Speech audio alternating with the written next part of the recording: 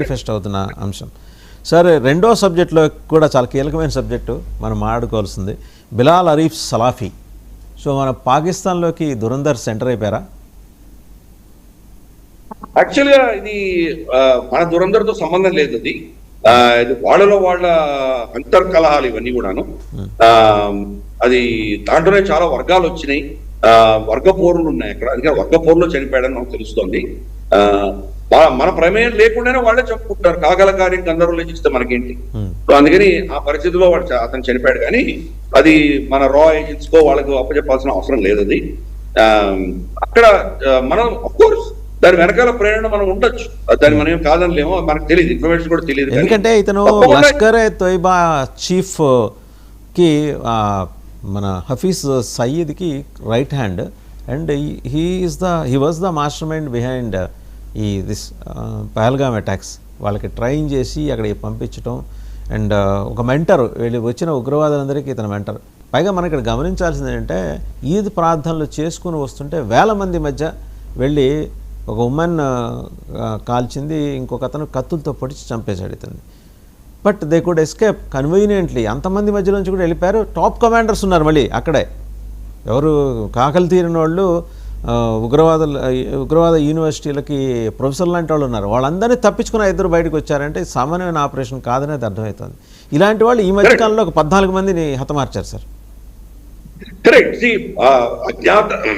అజ్ఞాత బందూకుదారులు ఎవరైతే unknown gunmen వీళ్ళని చెప్తున్నారో అదొక ఎత్తు అయితే, వాళ్ళలో వాళ్ళే కొట్టుకుని చచ్చే ఉదంతాలు కూడా ఉన్నాయి. కాబట్టి ఇది డైరెక్ట్ గా మన హస్తం ఉందో లేదో చెప్పడం చాలా కష్టం, కానీ ఈ వర్గపోరు కింద భావించాలి. ప్లస్ అక్కడ సీసీటీవీ ఫుటేజ్లు ఉంటాయి కాబట్టి వాళ్ళని అరెస్ట్ చేస్తారో, వాళ్ళని మళ్ళీ ఎలిమినేట్ చేస్తారో చూడాలి. ఏమవుతుందో అది త్వరగా దాని మీద కూడా యాక్షన్ ఉంటుంది. ఎందుకంటే అక్కడికి అంతటి మురిడికిలో ఉన్నటువంటి మర్కజ్ మస్జిద్ లోకి వెళ్ళగలిగినటువంటి ఎంట్రీ అందరికీ పర్మిషన్ ఉండదు కదా. ఎవరో ర్యాండమ్ వచ్చే పరిస్థితి లేదు. ఐడెంటిటీ కార్డ్స్ ఉంటాయి, దానికి సెక్యూరిటీ ఉంటుంది.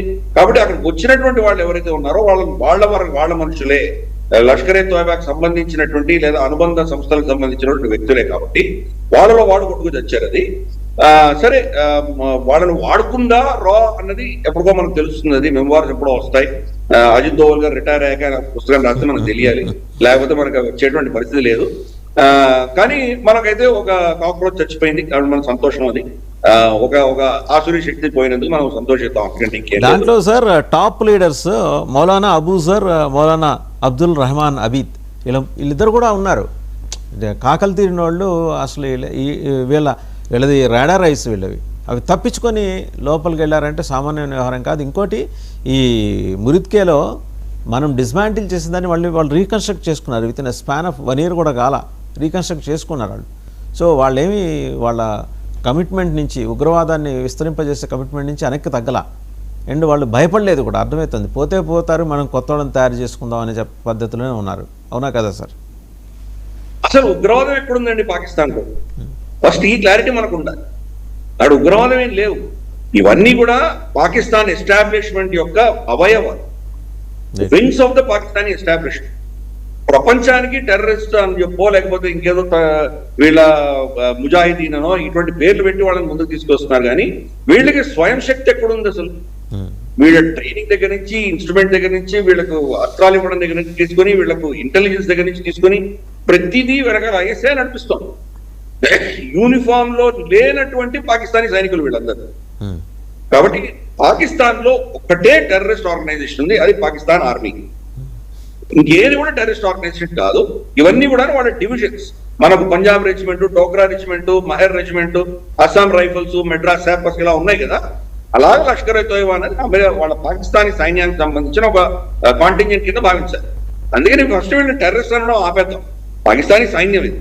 మనం చూసాం కదా, ఆపరేషన్ సింధూర్లో వీళ్ళని కొడితే కనుక మనం మామూలుగా ఎవరైనా చనిపోతే వాళ్ళ బంధువులే వస్తారు మన శవాలకి దాన సంస్కారాలు చేయడానికో, లేకపోతే శ్రద్ధాంజలి ఘటించడానికో.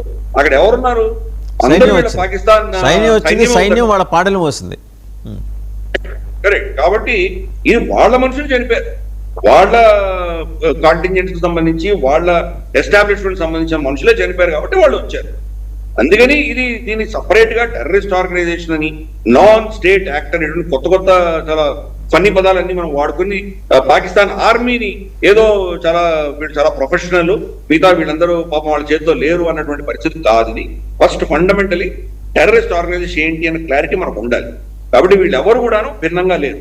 అంత సెక్యూరిటీ ఉన్నా కానీ కూడా ఐఎస్ఐ ప్రపంచంలోనే #1 స్పై ఏజెన్సీ అని డబ్బా కొట్టుకుంటుంది పాకిస్తాన్.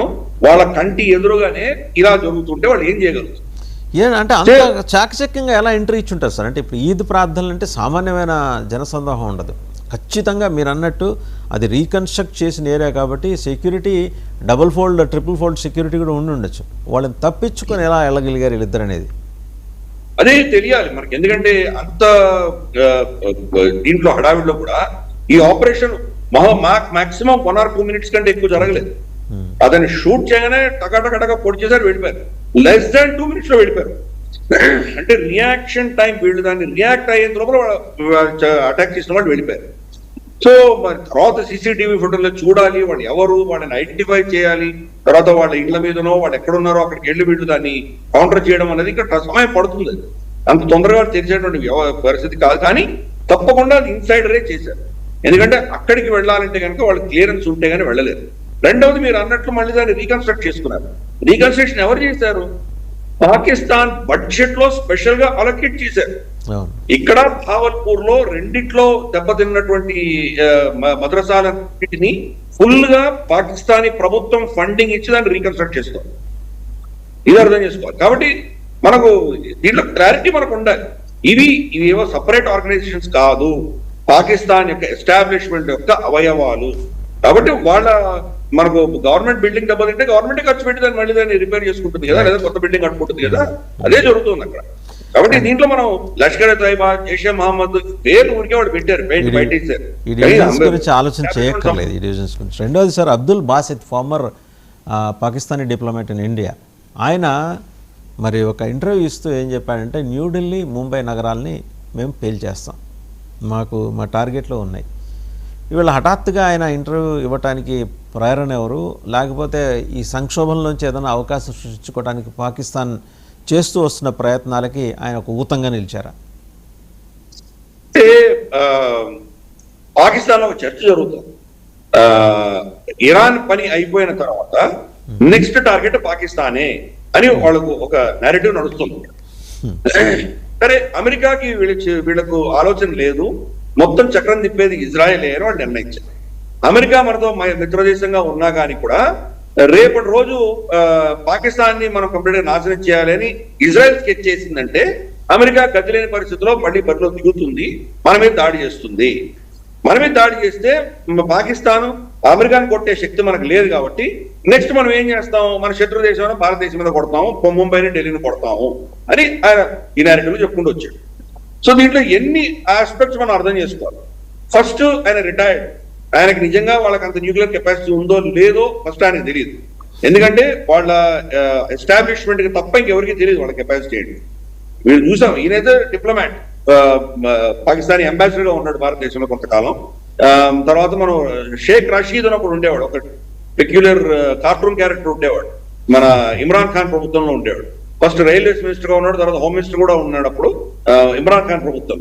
అతనేమనేవాడంటే, పాకిస్తాన్ మా దగ్గర పావు కిలో న్యూక్లియర్ బాంబులు ఉన్నాయని చెప్పేవాడు.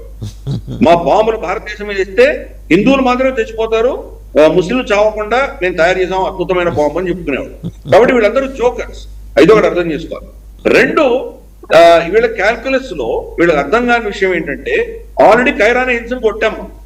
సో వీళ్ళ న్యూక్లియర్ కెపాసిటీ ఏంటో, దాన్ని ఎలా మనం డీగ్రేడ్ చేయాలో మనకు తెలుసు.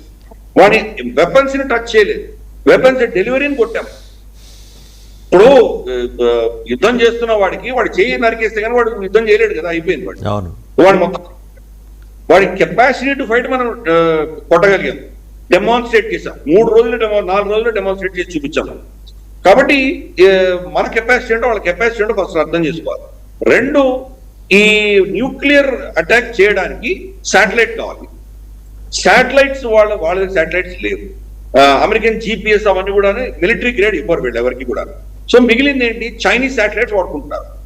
మన ఆప్ సింధూర్ లో కూడా చైనీస్ శాటిలైట్స్ వాళ్ళకు లైవ్ ఫీడ్ ఇచ్చినాయి. దాని ఆధారంగానే వాళ్ళ మీద ఫైర్ చేశారు. ఒక్కడంటే ఒక్క మిసైల్ కూడా ఏమి చేయలేకపోయింది. వాళ్ళు మన S-400 కోసం హంట్ చేసే రమారమి 20-30 చైనీస్ శాటిలైట్స్ మన S-400 బ్యాటరీస్ ఎక్కడ పెట్టామని వాళ్ళు వెతికారు. చైనీస్ శాటిలైట్ ని మనం చెక్మాయించి దాన్ని మనం దాచిపెట్టగలిగాము, మనం ఎదురుదాడి చేయగలిగాము. ఎక్కడైతే మనం ఉన్నాయని చెప్పి ఆ వెక్టర్ చైనా ఇచ్చిందో పాకిస్తాన్ కి, అక్కడ వాళ్ళు మిసైల్ ఫైర్ చేశారు. అందుకనే వాళ్ళ స్క్రీన్స్ మీద ఫైర్ చేసినట్టు S-400 పేలిపోయినట్టు వాళ్ళకి కనిపిస్తుంది. అందుకనే వాళ్ళు S-400 కొట్టామని వాళ్ళు చెప్తున్నారు. మరుసటి రోజే మోదీ గారు S-400 ఆదంపూర్ ఎయిర్ బేస్ మీద దాని వెనకాల స్క్రీన్ లో పెట్టి ఆయన ఫోటో, ఆయన స్పీచ్ ఇచ్చారు. సో ఈ చైనీస్ శాటిలైట్స్ ని ఎలా మనం మోసం చేయాలో మనకు తెలుసు. ఆఫ్టర్ ఆల్ చైనా ఎంత ఫాల్తూ, వాళ్ళ ఎంత నాశరకమో మనకు తెలుసు. అమెరికా శాటిలైట్స్ నే మనం వాళ్ళని మభ్య పెట్టించి మనం న్యూక్లియర్ డెటనేషన్ చేయగలిగాం. ఏపీజే అబ్దుల్ కలాం గారు, తర్వాత మనకు పివి నరసింహారావు గారు ఉన్నప్పుడు ఆ ప్రోటోకాల్స్ మనం సంపాదించుకున్నాం. కాబట్టి అది ఒకటి. ఇంకా మనకు గుర్తుండే ఉంటుంది పత్రి గారు, మీకు 2019 ఎన్నికలు అనౌన్స్ అవ్వడానికి ఒక 2 రోజుల ముందర మనం యాంటీ శాటిలైట్ మిసైల్ ఒకటి టెస్ట్ చేసాం. లో ఎర్త్ ఆర్బిట్ మన స్పేస్ లో ఉన్నటువంటి భారతీయ పాత శాటిలైట్ ని, డీకమిషన్ అయిన శాటిలైట్ ని కింద నుంచి మిసైల్ కొట్టి దాన్ని షూట్ డౌన్ చేశాం. ప్రపంచంలో ఈరోజు 4 దేశాలు ఉన్నాయి, రష్యా, USA, చైనా, భారతదేశం. 4 దగ్గరే యాంటీ శాటిలైట్ టెక్నాలజీ ఉంది. సో రేపటి రోజు న్యూక్లియర్ అటాక్ వీళ్ళు చేయదలుచుకుంటే వాడు న్యూక్లియర్ అటాక్ చేయడానికి వాడేటువంటి శాటిలైట్స్ ని భారతదేశం టేక్ డౌన్ చేయగలదు.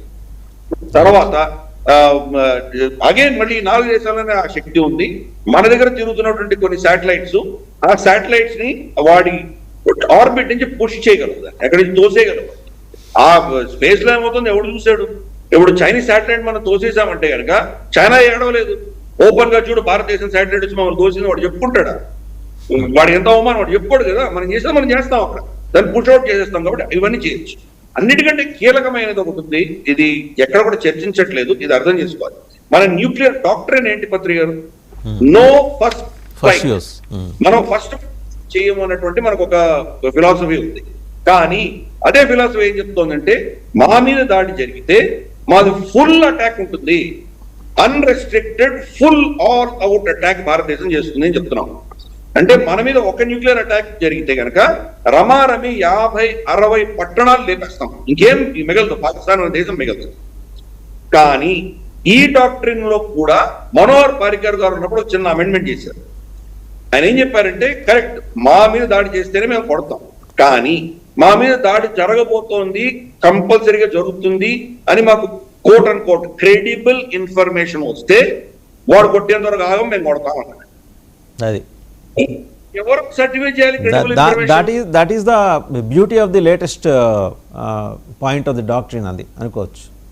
సద్దాం హుసేన్ దగ్గర వెపన్స్ ఆఫ్ మాస్ డిస్ట్రక్షన్స్ ఉన్నాయి, మాకు ఇన్ఫర్మేషన్ ఉందన్నాడు, వెళ్ళి కొట్టొచ్చు, వెళ్ళి కొట్టారు. మనం కూడా చేయొచ్చు, అది అంతే చేస్తాం, మనం కూడా అది చేస్తాం. మనం కూడా అది చేయొచ్చు.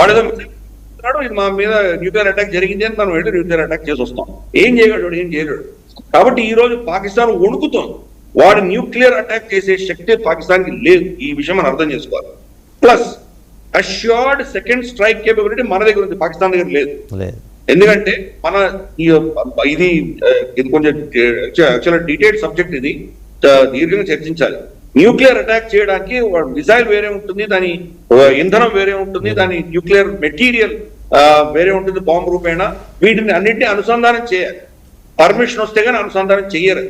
అదేదో మామూలుగా కూర్చొని ఈరోజు అటాక్ అంటే 2 నిమిషాలు అటాక్ చేసేటువంటి అస్త్రాలు కావాలి, మన పినాక ఆకాష్ మిసైల్స్ లాంటివి కావాలి. ఇవి కప్పులు చేసి దీన్ని ఇంటిగ్రేట్ చేస్తే కానీ ఫైర్ చేయలేము. కానీ సబ్మరీన్ లో ఉన్న వాటికి ఇంటిగ్రేట్ చేసే టైం లేదు. సబ్మరీన్ లో ఉన్నారు, మీరు సముద్ర గర్భంలో ఉన్నారు, ఎక్కడ తీసి ఇంటిగ్రేట్ చేస్తారు? కాబట్టి సముద్ర గర్భంలో ఉన్నటువంటి న్యూక్లియర్ మిసైల్స్ ఆల్రెడీ అనుసంధానమై ఉంటాయి. ఆర్డర్ రాగానే with in 1 minute it can be fired. So మన దగ్గర SSBNs అంటారు. SSBNs అంటే న్యూక్లియర్ పవర్ తోటి వెళ్ళేటువంటి సబ్మరీన్లు, న్యూక్లియర్ అటాక్ చేయగలిగినటువంటి సబ్మరీన్స్. దీంట్లో 2 న్యూక్లియర్ పవర్ ఉన్నంత మాత్రాన్ని న్యూక్లియర్ అటాక్ చేయకపోవచ్చు కొన్ని సబ్మరీన్స్. కానీ ఆ SSBNs ఏవైతే ఉన్నాయో వాటితోటి మనం కొట్టామంటే కనుక దాన్ని ఎవరు కూడా దాన్ని కౌంటర్ చేయలేరు. ఎందుకంటే సముద్ర గర్భంలో చూస్తున్నది, లాస్ట్ స్ట్రైక్ చేసేటప్పుడే రాక్షసంకి వస్తుంది. వీళ్ళ రడార్కి దొరికేసరికి అది రిటర్నేట్ అయిపోతుంది. కాబట్టి పాకిస్తాన్ కి భారత కెపాసిటీ ఏంటో ఆపరేషన్ సింధూర్లో అర్థమైంది. కాబట్టి వాళ్ళ ఎస్టాబ్లిష్మెంట్ ఎక్కడ కూడా వాళ్ళకి కన్ఫ్యూజన్ లేదు. ఇగో ఈ మసీద్ లాంటి జోకర్లు మాట్లాడతారు అంతేగాని, అంటే వాళ్ళు మన మీద దాడి చేస్తుంటే మనం ఊరికే కూర్చుంటాం అనుకుంటున్నాడు, నాకు అర్థం కావట్లేదు. ముంబై ఢిల్లీ ఎగిరిపోతుంటే మనం ఏం చేయకుండా కూర్చుంటాం, పాకిస్తాన్ మనల్ని కంట్రోల్ చేస్తుంది అనుకుంటున్నాడు, నాకు అర్థం కావట్లేదు. భారతదేశం ప్రతిదాడి ఎలా ఉంటుంది? మసీద్ లాంటి వాళ్ళ తరాలు వాళ్ళందరూ కూడా ఎవాపరేట్ అయిపోతారు, గాల్లో కలిసిపోతారు. అంత కెపాసిటీ భారతదేశానికి ఉంది. ఇంకా అర్థం చేసుకోవాలి. రైట్. ఇంకొకటి సార్, ఫైనల్ గా